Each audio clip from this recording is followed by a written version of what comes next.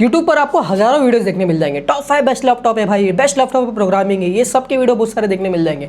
यहाँ तक कि मैंने अपने खुद चैनल पर इसकी बहुत सारी वीडियोस डाल के रखी है। बट इसमें प्रॉब्लम ये है ना कि हम क्या करते हैं, सारे वीडियोस में ज़्यादातर लैपटॉप्स को कंपेयर करते हैं, लेकिन ये नहीं बताते कि एक अच्छा लैपटॉप कैसे खरीदा जाता है। और प्रोग्रामिंग के लिए मैंने एक चीज़ नोटिस की है कि सोचने का तरीका स्पेक से ज़्यादा इंपॉर्टेंट होता है। इसलिए आज मैं किसी एक मॉडल के बारे में बात नहीं करने वाला हूँ, मैं बात करूंगा उस फ्रेमवर्क के बारे में जिससे आप खुद डिसाइड कर पाओगे कि आपके लिए कौन सा लैपटॉप सही है।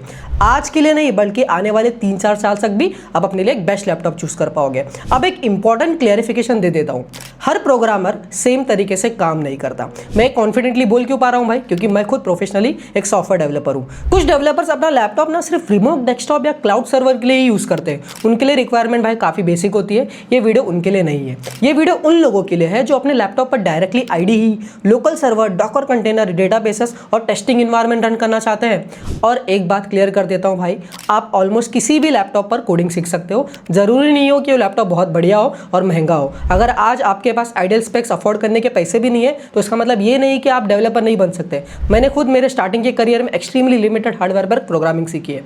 आज की गाइड कंफर्ट, एफिशिएंसी और लॉन्ग टाइम यूज के बारे में है, गेट कीपिंग के बारे में नहीं है। प्रोग्रामिंग लैपटॉप का सबसे इंपॉर्टेंट पार्ट प्रोसेसर नहीं होता, ना ही होता है ग्राफिक कार्ड। सबसे इंपॉर्टेंट पार्ट होता है उसका डिस्प्ले।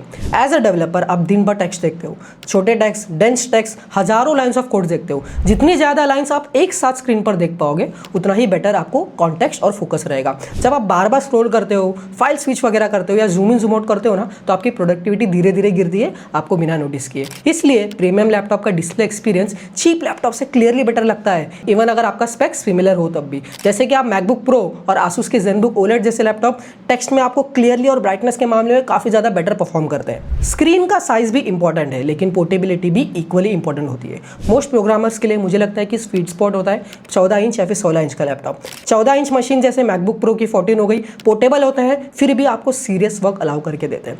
और वैसे ही 16 इंच लैपटॉप जैसे मैकबुक प्रो 16 ज़्यादा कोड एक साथ दिखाते हैं। स्पेशली अगर आप डेस्क पर ज़्यादा काम करते हो ना, तो 16 इंच लैपटॉप मैं आपको प्रेफर करूंगा। सिर्फ साइज ही मैटर नहीं करता, रिजोल्यूशन जितनी हाई होगी उतना क्रिस्प टेक्स्ट आपको दिखेगा और उतनी कम आपके आई में स्ट्रेन भी आएगी। इसी वजह से डेवलपर अच्छे डिस्प्ले को लग्जरी नहीं प्रोडक्टिविटी टूल मानते हैं। सीपीयू के मामले में एक चीज़ बताना चाहता हूँ कि आज के टाइम पे जो भी ऑलमोस्ट मॉडर्न प्रोसेसर है वो सब कोडिंग के लिए पावरफुल है भाई। प्रॉब्लम पावर की नहीं है, प्रॉब्लम होती है कंसिस्टेंसी की।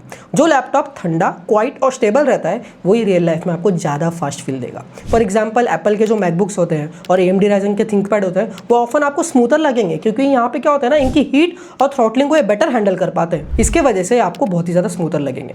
ऑपरेटिंग सिस्टम चूज करना एक इमोशनल डिसीजन नहीं होना चाहिए, ये प्योरली प्रैक्टिकल डिसीजन है। अगर आप नेटिव iOS या macOS आप बना रहे हो तो भाई ऑफकोर्स आपको मैकबुक ही लेना पड़ेगा, कोई ऑल्टरनेटिव आपके लिए नहीं है।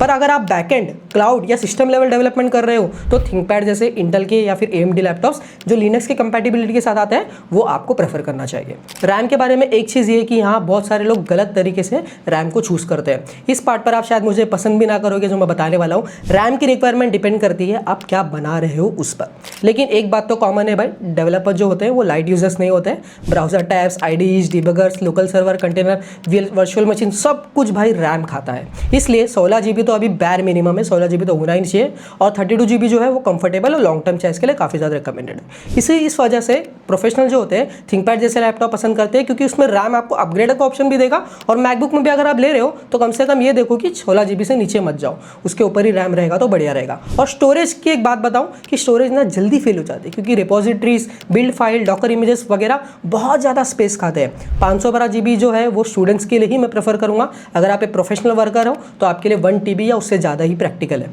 अगर चॉइस हो रैम और स्टोरेज के बीच में तो रैम को ही प्रायोरिटी देना चाहिए।